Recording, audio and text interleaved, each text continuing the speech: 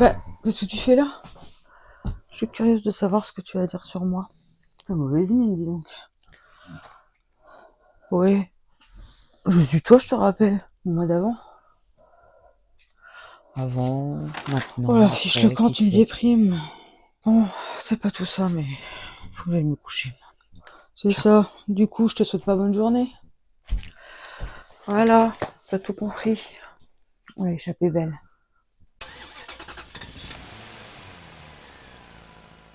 Bonjour.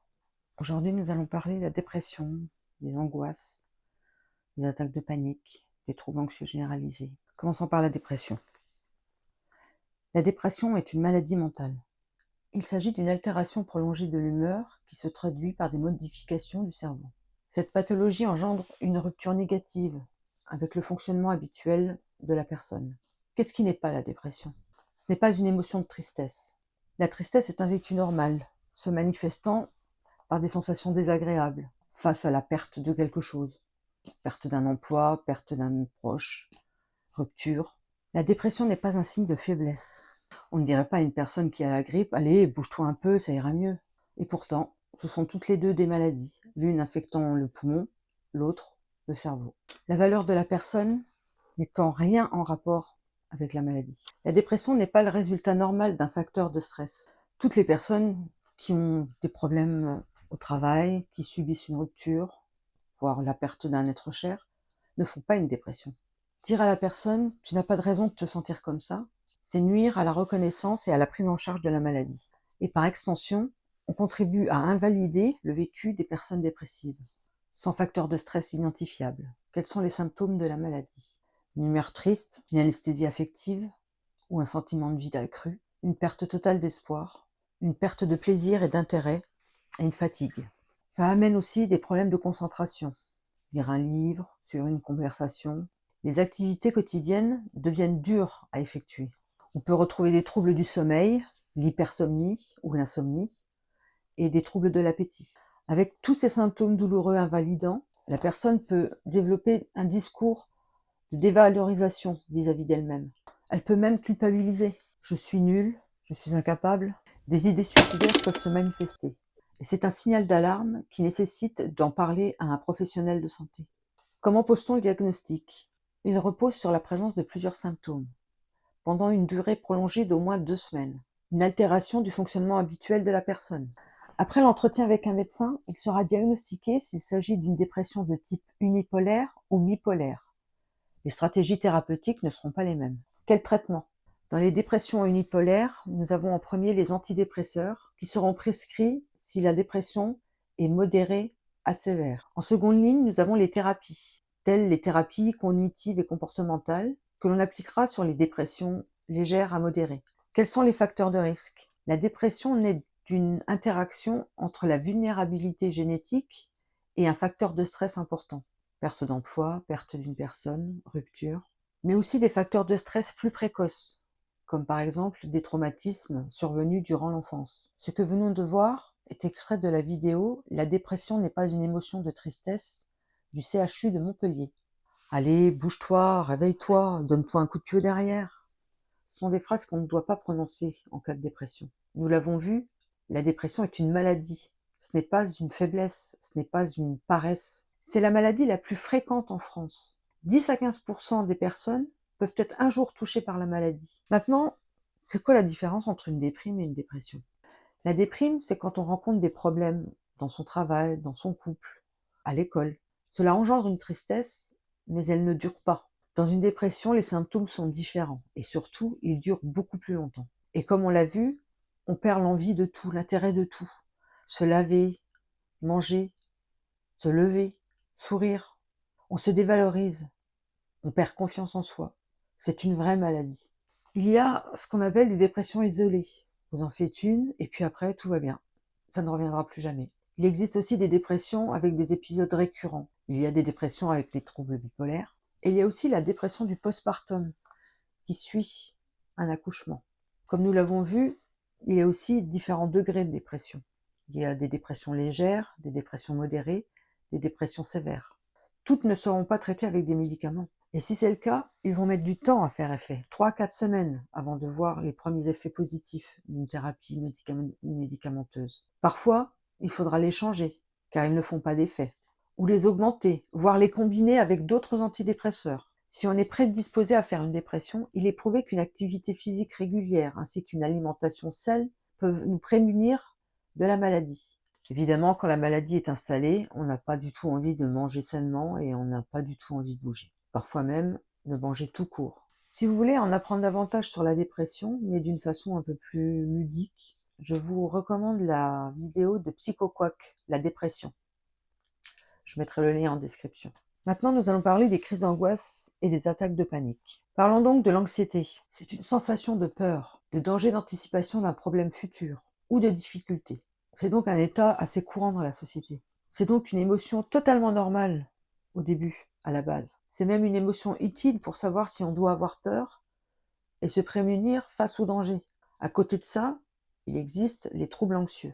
Ça se caractérise par un signal d'alarme qui se dérègle. Il serait trop fort, trop intense, et qui se déclencherait alors qu'il ne devrait pas. Cela peut donc impacter le quotidien, en évitant par exemple un certain nombre d'activités pour éviter de ressentir cette anxiété. Ça touche 15 à 20% de la population et 2 fois plus de femmes que d'hommes. C'est donc un trouble pathologique. C'est une souffrance et cela impacte le quotidien. L'évitement de certaines situations anxiogènes par exemple, le repli sur soi. La phobie par exemple fait typiquement partie des troubles anxieux. Dans les troubles anxieux, on retrouve les troubles de panique. C'est l'anticipation de faire ce que l'on appelle des crises d'angoisse aiguës ou attaques de panique, avec des stratégies pour l'éviter, qui peuvent conduire à un enfermement total dans les cas les plus graves.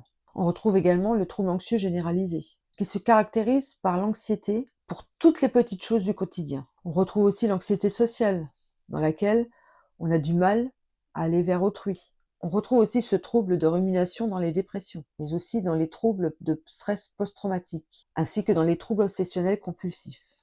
Quels sont les symptômes de la crise d'angoisse aiguë ou attaque de panique? Nous avons le cœur qui s'emballe, des difficultés à respirer, l'hyperventilation, peur d'être en train de mourir, déréalisation, les jambes molles, peur de devenir fou, folle, déconnexion parfois avec la réalité, parfois des douleurs dans la poitrine qui fait penser à un infarctus, des nausées, des sueurs froides et la peur de s'évanouir. Au moment d'une attaque de panique, il est presque impossible de se reconnecter avec soi-même. On a l'impression que le corps s'emballe et qu'on ne peut rien faire pour arrêter ce qui est en train de se passer. Une attaque de panique peut durer de 10 à 20 minutes. Et je peux vous dire que quand vous en subissez une, vous avez l'impression que ça dure des heures. Comment traite-t-on les crises d'angoisse ou les troubles anxieux?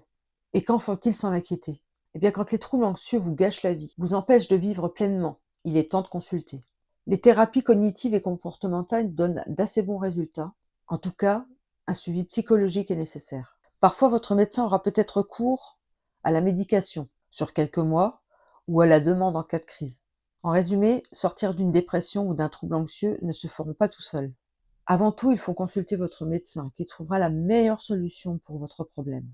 Mais même s'il vous prescrit des médicaments, il faudra absolument faire une thérapie. Et dans ce cas, 3 solutions s'offrent à vous. Soit vous avez de l'argent et vous pouvez vous orienter vers un psychologue de ville qui fera par exemple de la TCC ou d'autres thérapies. Soit vous pouvez trouver un psychiatre, mais un psychiatre avec qui vous pouvez parler et qui pourra vous débloquer cette anxiété pathologique. Et dans ce cas, vous serez remboursé par la sécurité sociale et votre mutuelle. Soit de se rendre dans un CMP, un centre médico-psychologique, où les soins sont gratuits car payés directement par la sécurité sociale. Vous n'avez rien à débourser. Je vous mettrai en barre d'infos les informations de ce que c'est qu'un CMP. Pour trouver le vôtre, il vous suffira sur Google de taper CMP et le nom de votre ville et vous trouverez le CMP le plus proche de chez vous. Pour les gens qui voient leur vie complètement anéantie à cause de cette maladie, la dépression, ou ce trouble, l'anxiété, ou les deux, comme moi, il existe des solutions. Il peut être intéressant de s'adresser à la MDPH de votre ville ou de votre département, afin d'être reconnu comme handicapé, car certaines fois, ces pathologies sont tellement fortes qu'on est complètement replié sur soi, on ne peut plus travailler, on ne peut plus sortir, on ne peut plus s'occuper de soi-même. Les démarches vont vous permettre d'être reconnu comme handicapé. Et croyez-moi, c'est un handicap. Cette reconnaissance peut vous donner des droits et même une allocation pour pallier à l'absence de revenus liés au fait que vous ne puissiez plus travailler. Voilà, J'avais envie d'aborder cette thématique un petit peu lourde de la dépression, des troubles anxieux. Cela touche de plus en plus de monde et comme je l'ai dit, j'en fais partie. J'ai des périodes de rémission, j'allais dire de réminiscence. J'ai des périodes de rémission où je me sens mieux et des moments où je replonge. Actuellement, je suis incapable de me rendre seule quelque part. Il faut que mon mari m'accompagne. Et encore, il faut que ça soit en voiture. À pied, je n'arrive pas à faire plus de 150 mètres, même accompagnée. C'est à l'instant T ce qui se passe. Dans 2 mois, si ça tombe, je pourrais faire 2 kilomètres à pied et aller toute seule faire mes courses. Il n'y a rien qui est fixé, il n'y a rien qui est figé. En ouvrant cette chaîne YouTube, c'était un peu comme un bébé, un nouveau projet. Et ce nouveau projet me tient à cœur. Cela m'aide un petit peu à sortir de moi-même et après de sortir tout court. Si vous êtes dans un de ces cas ou un de vos proches, surtout allez consulter votre médecin. C'est lui qui vous orientera vers la meilleure thérapie possible et éventuellement le médicament s'il y a lieu d'être. Je vous remercie d'avoir écouté ce sujet qui est un peu lourd, mais qu'il fallait aborder parce que c'est moi, ça fait partie de moi et que ça fait très longtemps que ça m'habite. Comme je vous l'ai dit, j'ai des périodes où ça va beaucoup mieux et des périodes où je replonge. Je fais ce qu'on appelle des dépressions chroniques, mais persistantes, avec souvent l'arrivée des beaux jours, un mieux. Je ne supporte pas l'hiver. Je suis complètement à plat, terré dans mon lit. C'est le moment où je vais vous demander de liker cette vidéo si elle vous a plu, si elle vous a appris certaines choses, si elle va peut-être vous aider, de vous abonner si vous voulez continuer l'aventure avec moi et d'activer la cloche de notification pour pouvoir être averti lorsque je sors une nouvelle vidéo. J'espère faire une vidéo par semaine, normalement une sortie le samedi si tout va bien.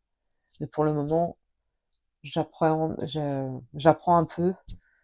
J'apprends à monter, j'apprends à me mettre devant la caméra, beaucoup de choses, donc peut-être que ça sera pas forcément une vidéo par semaine les premiers temps, mais j'essaierai à l'avenir que ce soit le cas. Je vous remercie infiniment de m'avoir suivi. Je vous dis à bientôt. Ciao.